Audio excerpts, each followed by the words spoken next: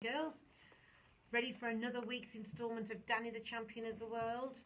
Well, last week, just as we finished, it was still the Thursday night and they hadn't filled any of those raisins ready for the shooting party. So let's see what happens today in Danny. Chapter 13, Friday. When my father woke me at 6 o'clock next morning, I knew at once that this was the day days. It was the day I longed for and the day I dreaded. It was also the day of butterflies in the stomach, except that they were worse than butterflies. They were snakes. I had snakes in the stomach the moment I opened my eyes on that Friday morning. The first thing I did after I got dressed was to hang the "sorry closed" notice on one of the pumps. We had a quick breakfast, then the two of us sat down together at the table in the caravan to prepare for 200 raisins. They were plump and soft and swollen from being soaked in water overnight, and when you nicked them with a razor blade, the skin sprang open and the jelly stuff out inside squeezed out as easily as you could wish. I slit the raisins while my father opened the capsules. He opened one sleeping tablet capsule at a time and poured the white powder onto a piece of paper. Then he divided it into 4 tiny piles with the blade of a knife. Each pile was carefully scooped up and put into a single raisin. A needle and black cotton finished the job. The sewing up was the hardest part, and my father did most of that. It took about 2 minutes to do one raisin from start to finish. I enjoyed it. It was fun. There you go, look. Raisin. Your mother was wonderful at sewing things, my father said. She'd have had these raisins done in no time. I didn't say anything. I never really knew quite what to say when he talked about my mother. Did you know she used to make all my clothes herself, Danny? Everything I wore. Even socks and sweaters, I asked. Yes, he said, but those were knitted. And so quickly. When she was knitting, the needles flew so fast in her fingers you couldn't see them. They were just a blur. I would sit here in the evening watching her, and she used to talk about the children she was going to have. I shall have 3 children, she used to say. A boy for you, a girl for me, and one for good measure. There was a short silence after that. Then I said, when Mum was here, Dad, did you very often go out at night, or was it only now and then? Do you mean poaching? He said. Yes. Often, he said, at least twice a week. Didn't she mind? Mind? Of course she didn't mind. She came with me. She didn't. Oh, she certainly did, said my father. She came with me every single time until just before you were born.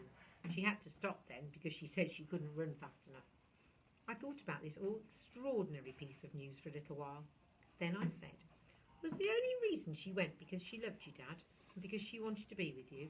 Or did she go because she loved poaching? Both, my father said.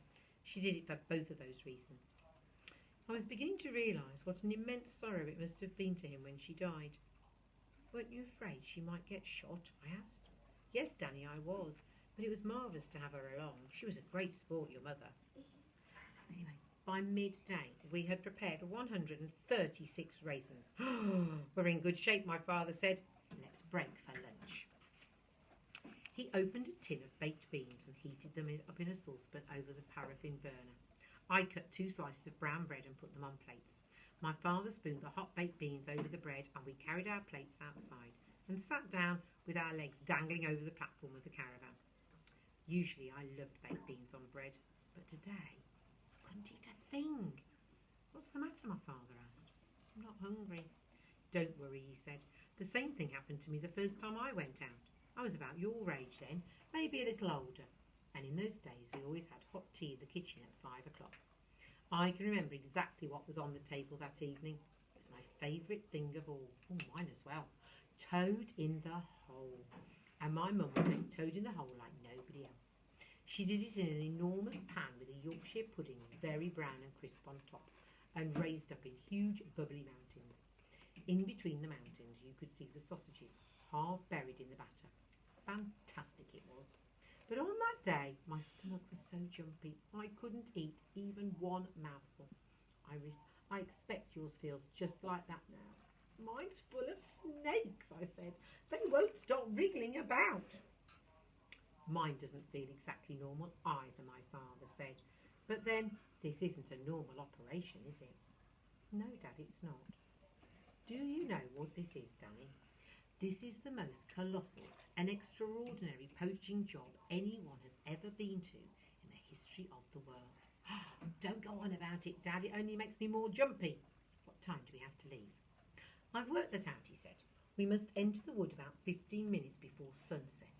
If we arrive after sunset, all the pheasants will have flown up to roost and it will be too late. When is sunset, I asked. Right now it's about 7:30, he said. So we must arrive at 7:15 exactly. It's an hour and a half's walk to the wood, so we must leave here at 5:45. Then we'd better finish those raisins, I said. We've still got more than 60 to do. So we finished the raisins with about 2 hours to spare. They lay in a pile on the white plate in the middle of the table. Don't they look marvellous, my father said, rubbing his hands together. Those pheasants are going to absolutely love them. And after that we messed around in the workshop until 5:30. Then my father said, that's it, it's time to get ready. We leave in 15 minutes. As we walked towards the caravan, a station wagon pulled up at the pumps with a woman at the back and about 8 children in the back, all eating ice creams. I know you're closed, the woman called out through the window, but could you please just let me have a few gallons? I'm just about empty. She was a nice-looking woman with dark hair. Give it to her quickly, my father said, but be really, really quick. I fetched the key from the office and unlocked one of the pumps. I filled up her tank and took the money and gave her the change. You don't normally close as early as this, she said. We have to go out, I said. I have to go somewhere with my father. She said. You look jumpy as a jackrabbit. Is it the dentist? No, ma'am, I said. It's not the dentist, but please excuse me, I have to dash. And that's the end of the story for today. We'll see you again tomorrow, boys and girls. Bye.